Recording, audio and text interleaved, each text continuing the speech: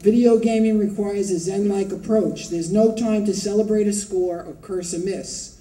This pace, with its emphasis on reaction rather than thought, serves to desensitize the player to violence. Consider the nature and origins of Columbine and the Virginia Tech tragedies, where the murderers were avid gamers. These games are not toys in the traditional sense.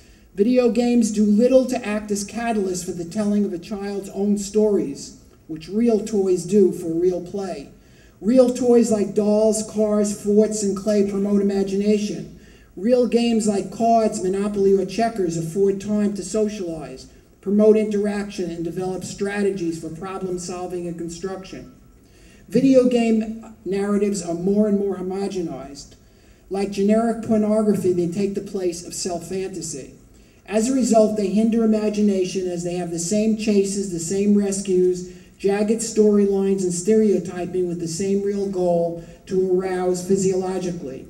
Video games compress time and promote violent solutions. These games are close-ended, character and brand scripted, and intrude more and more on a child's fantasy life and behavior.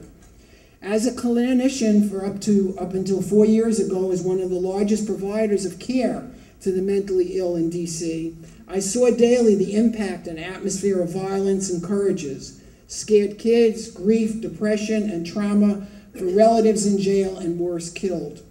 And while not a statistician or epidemiologist, but recognizing the numerous other variables involved in these tragedies, the science by credible researchers like Craig Anderson at Iowa State University and others demonstrates the connection of video game violence and aggressive behavior, cognition, and affect. This constant action, the media industry's term for violent programming, is robbing our young of their souls and converting them to little more than passive super consumers who live in an atmosphere of constant fear in a world where problems are solved with often just justified violence. The sick child, as viewer-consumer, has replaced the healthy child of play, sports, and make-believe.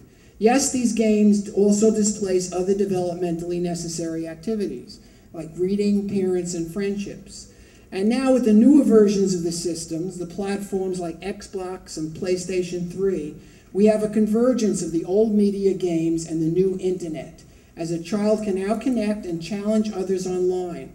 Our unregulated cyberspace serves as the new arena for more blood, destruction, and possible predator activity. Women are minor characters in these games, often victims. Blondes are friendly, brunettes villains.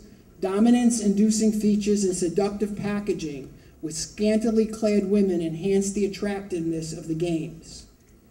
We have to remember that sex has driven all media technology, from skin magazines to the print versions of Tijuana cartoon booklets, the 8mm, to the Swinger Polaroid camera and the first Betamaxes.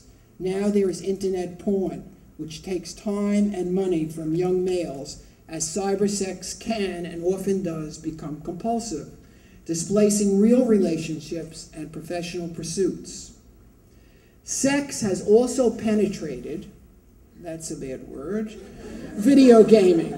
Playboy the Mansion and Leisure Suit Larry were all early on the scene.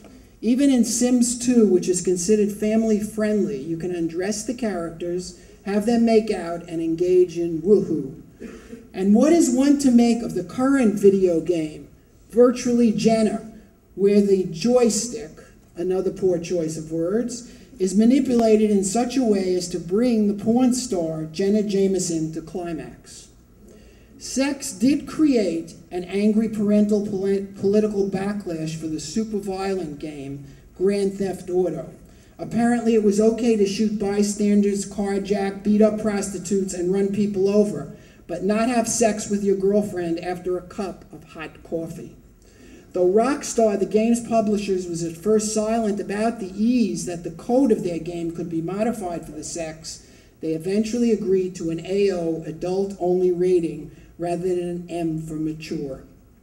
The GTA hot coffee fiasco demonstrated how powerful the fusion of sex and violence really is, associating pleasurable feelings with aggression. A dangerous combination, but something Lara Croft and Duke Nukem, using breasts and guns, have been doing for years. A review of less X-rated games shows that females accounted for only a small minority of the characters. They were usually props and not player-controlled. While not as physical as male characters, they were more verbally aggressive, insulting and cursing. Many of the males were hypersexualized as well, suffering from steroiditis. Females also all have large breasts, small waists, and are unrealistically thin. Exposed midriffs are the norm for these polygon playmates who really do anything except scream. There are exceptions. Lara Croft's too tight shorts or large breasts never hinder her killing moves, nor do the armored bras and thongs worn by the lethal guards in Final Fantasy affect their thirst for blood. In the summer of 2000, the American Medical Association's House of Delegates decided to defer to the American Psychiatric Association's opinion to classify excessive video game playing as an addiction. As someone who's testified before Congress about this subject, I believe that like most behaviors, excessive video game play functions as a cover or adaptive mechanism for underlying anxiety and depression.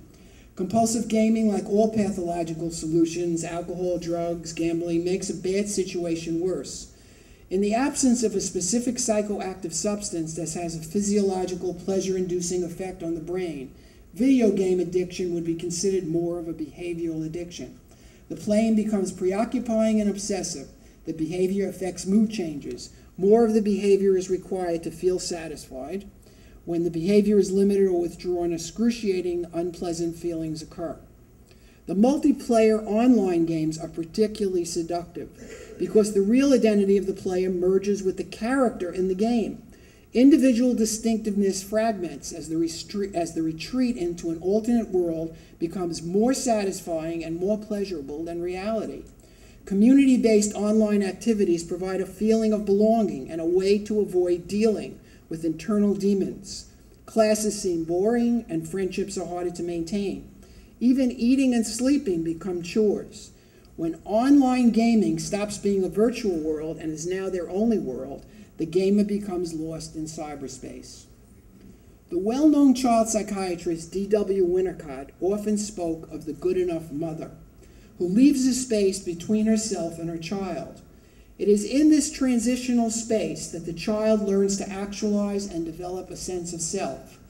In our society, as judged by my observations and a lot of the discussion here today, this space is being filled more and more by a child-insensitive media. A media made up of video game producers that enrages me because, like pedophiles, they too are child experts, cynical and arrogant in seducing kids to buy their products against even their own standards, as they market their M-rated games in G-rated venues. Watch a televised college basketball game, like I've been doing for the past 2 weeks obsessively, or one of the never-ending trailers at G-rated movies, and you will see advertisements for M-rated games. This is exploitive marketing directed at a very young audience.